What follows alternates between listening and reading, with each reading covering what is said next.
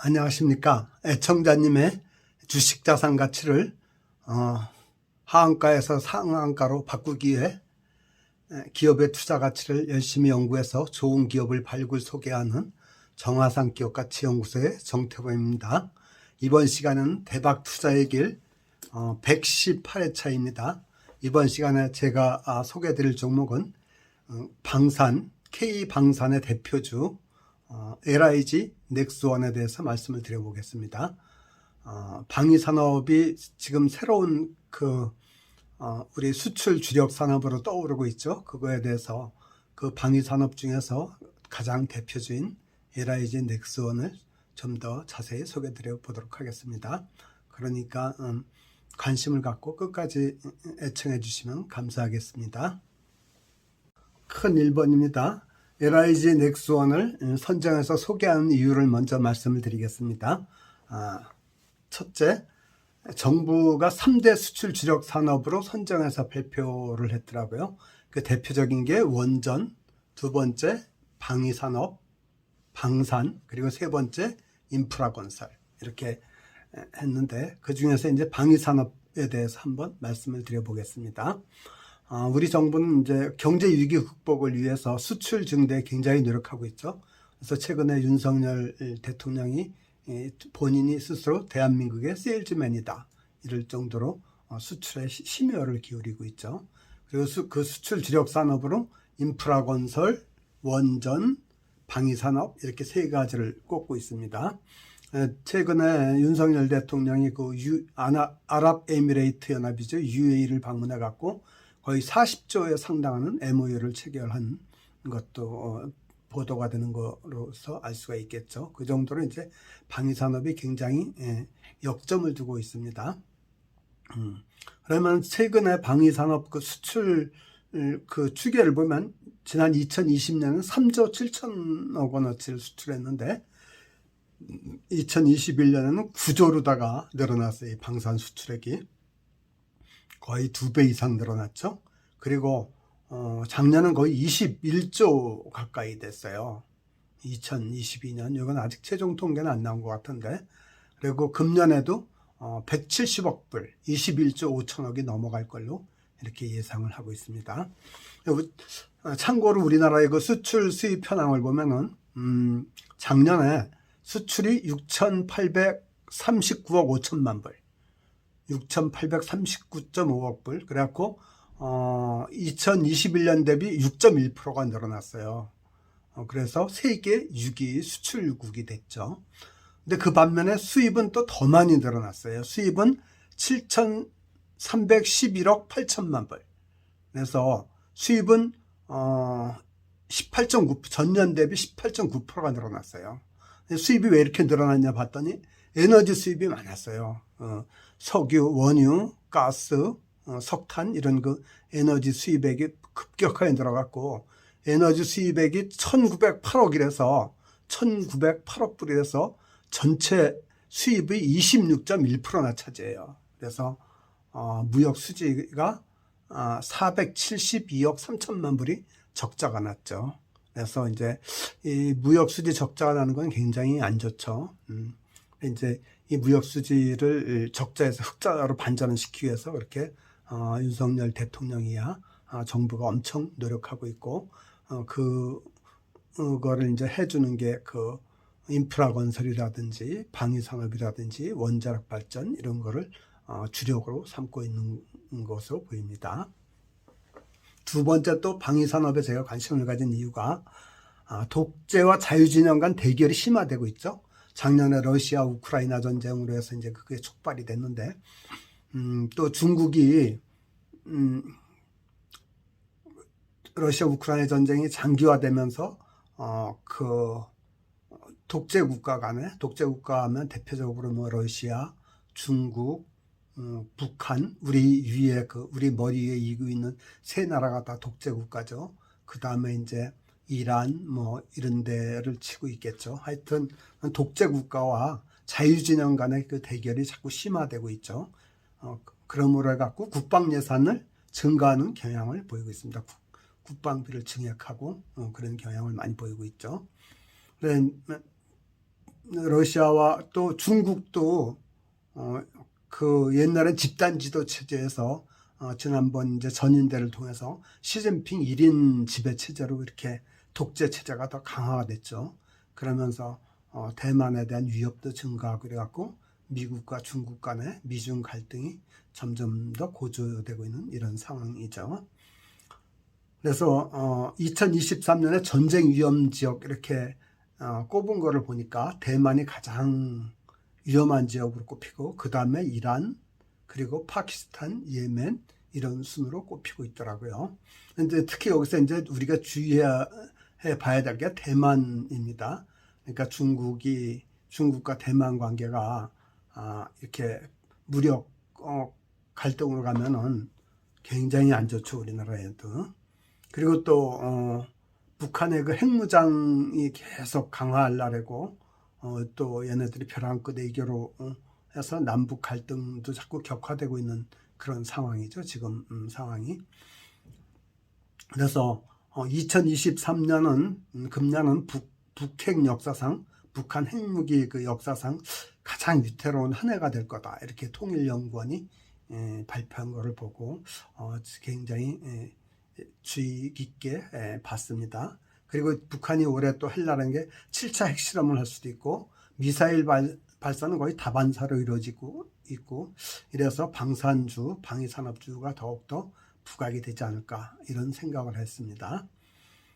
이렇게 그래서 이제 또 세 번째는 4대 방위산업주 중에서 가장 LIG 넥스원이 저평가되어 있는 게 아닌가, 이렇게 해서 LIG 넥스원을 선정을 했습니다. 그러면은 금년도에 주요 국가, 우리나라 주변 주요 국가가 그 국방비 현황을 보면은 미국이 8,580억 불을 국방비로 책정을 했더라고요. 이건 약 우리나라 돈으로 하면 약 1,000조가 넘어요. 그래서 전년 대비 8%를 증액을 했어요. 그러니까 미국도 엄청나게 많이 쓰고 있죠. 우리나라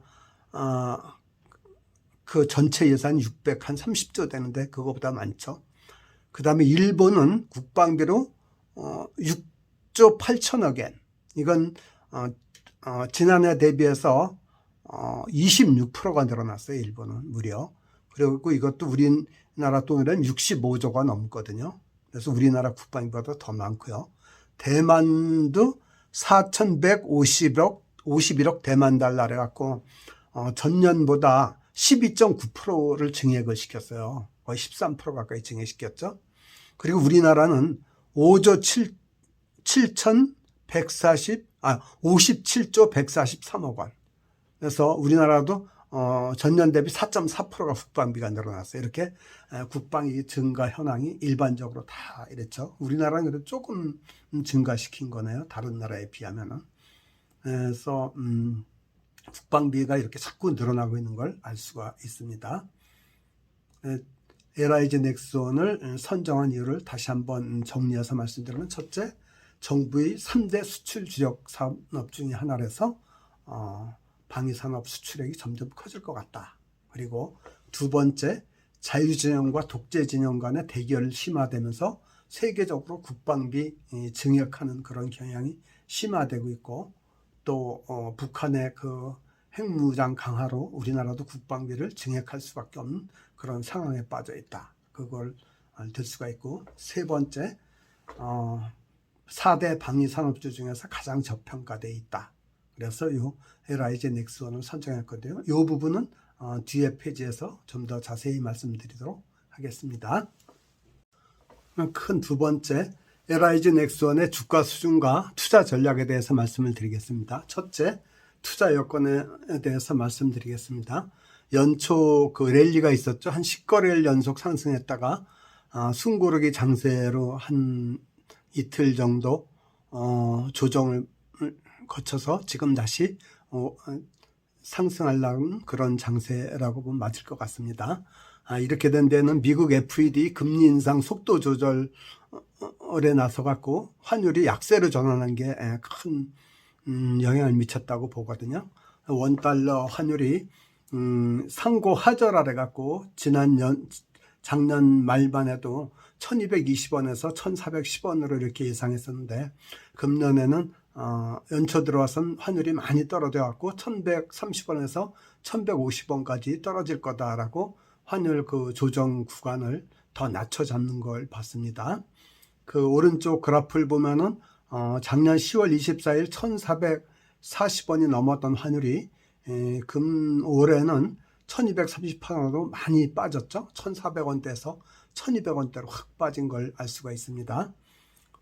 그리고 이제 미국도 그런데 이제 한미 간의 기준금리는 미국은 4.25에서 4.5%고 한국은 3.5%라 갖고 약 1%포인트 차이로 금리 역전이 되어 있는 상태죠.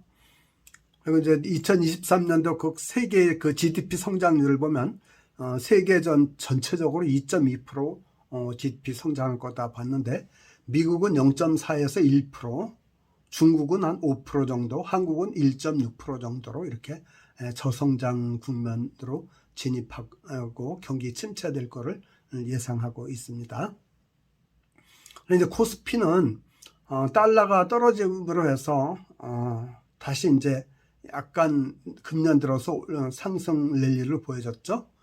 그거 보면은 2380, 2400 문턱에서 다시 내려왔고 코스닥은 712로 이렇게 700을 넘겼죠. 오른쪽에 그 달러 추이와 코스닥 추이, 코스피 추이 보면은 달러는 계속 하락한 걸 볼 수가 있고 코스피와 코스닥은 상승한 거를 1월 들어서 상승한 거를 알 수가 있습니다. 반비례하고 있다는 거를 알 수가 있습니다. 그래서 코스피 밴드는 2300에서 2420 정도로 치더라고요. 그래서 이건 시사점이 2300 미만으로 떨어지면 그러니까 2200대에는 우리가 매수 시점이다 이렇게 알면 될 것 같고 2400이 넘어가면은 이제는 매도 시점에 왔구나 이렇게 판단을 하면 맞을 것 같아요. 그런데 이대로 꼭 되는 건 아닙니다. 두 번째 4대 방산주의 그 시장 평가를 한번 비교를 해 보겠습니다. 4대 방산주 하면은 한국항공우주 카이라래죠. 전투기를 생산하는 KF-21, FA-50 이런 경공격 이런 걸 생산하는 한국항공우주가 있고요. 두 번째는 하나 에어로스페이스가 항공기 엔진을 만드는 하나 에어로스페이스가 4대 방산주에 들어가죠. 특히 하나 에어로스페이스는 하나그룹 내에서 주식회사 하나가 탄약과 미사일을 만들고 하나 디펜스는 자주포, K9 자주포 이런 걸 만들고 하나 시스템은 레이더, 통신장비 이런 걸 만들거든요. 그래서 하나는 그 방위산업에는 그 하나그룹 내 전체적으로 다 있는데 이걸 하나 에어로스페이스로 통합하려고 그렇게 하더라고요. 그리고 대우조선도 인수를 해가지고 대우조선에서 이제 배 만드는 거, 군함 이런 거 만드는 거를 같이 하면 육해공을 다 하나가 방위산업에서 하겠다 이래서 그렇게 나오고 있죠. 그런데 이제 대우조선을 인수하는데 천문학적인 몇 조 단위로 들어가서 이게 좀 당장에는 주가에 크게 도움이 안 될 것 같다는 그런 판단이 듭니다. 그 다음에 현대로템은 철도 그 차량 만드는 회사인데 얘는 K2 전차도 만드는 회사죠. 그리고 우리가 보는 LIG 넥스원 얘는 각종 미사일, 레이더 시설 이런 건 만드는 회입니다. 그래서 주가를 보면은 한국항공우주가 46,300원이고 1월 19일 종가가 하나 에어로스페이스가 75,500원, 현대로템이 26,300원, LIG 넥스원이 77,600원 이렇거든요. 그래서 주가 수익비 PER을 보면은 한국항공우주가 71배, 하나 에어로스페이스가 15.1배, 현대로템이 43.1배, LIG 넥스원이 16.1배를 갖고 LIG 넥스원이 나고 하나 에어로스페이스가 제일 싸죠. 그런데 하나는 대우조선 인수 문제가 있어갖고 좀 부담이 돼서 LIG 넥스원을 가장 저평가되어 있는 LIG 넥스원을 선정하게 됐습니다. 그리고 또한 얘는 다양한 무기 체결면들로서 방위 산업이 그 중요해질수록 더 많은 혜택을 보지 않을까 이런 생각도 합니다. 그리고 목표 주가를 증권사 목표 주가 제시한 걸 보면은 한국항공우주는 71,778원, 이게 평균액입니다. 하나에어로스페이스는 101,438원, 현대로템은 32,500원, LIGNX1은 141,667원. 그래갖고 LIGNX1이 증권사의 목표 주가가 가장 높고요. 또 현재 주가와의 괴리율이 한국항공우주는 현재 주가 46,300원이 목표가 71,778원에 64.5%밖에 안 되거든요. 그리고 하나에어로스페이스는 74.4%, 현대로템은 80.9%, LIGNX는 54.8%. 그러니까 괴리율이 54, 거의 반도 넘어가지고 앞으로 제일 오를 확률이 LIGNX이 제일 클 것 같아서 얘를 소개하게 됐습니다. 여기서 잠깐 투자자의 금원을 생각해 볼까요? 그 첫째가 뭐죠? 비투군물, 빚내서 투자하면 절대로 안 된다 그랬죠. 두 번째가 뭐죠? 주식 투자금의 30%는 현금으로 갖고 있어야 된다 그랬죠. 그래야 그 손실을 보더라도 만회할 수 있는 디딤돌이 있다 그렇게 말씀드렸죠. 그리고 세 번째, 공부하는 자만이 투자해서 성공한다. 그 공부하시는데 저희 정화산 기업가치연구소가 성실하고 믿음직하고 유능한 동반자가 되겠다고 약속을 드렸습니다. 그럼 이어서 하편에서는 LIGNX1의 그 투자 전략하고 또 LIGNX1의 기업 개요와 재무적 안전성, 종합 성장성, 수익성, 종합 평가 의견을 말씀드리도록 하겠습니다. 끝까지 애청해 주시면 고맙겠습니다.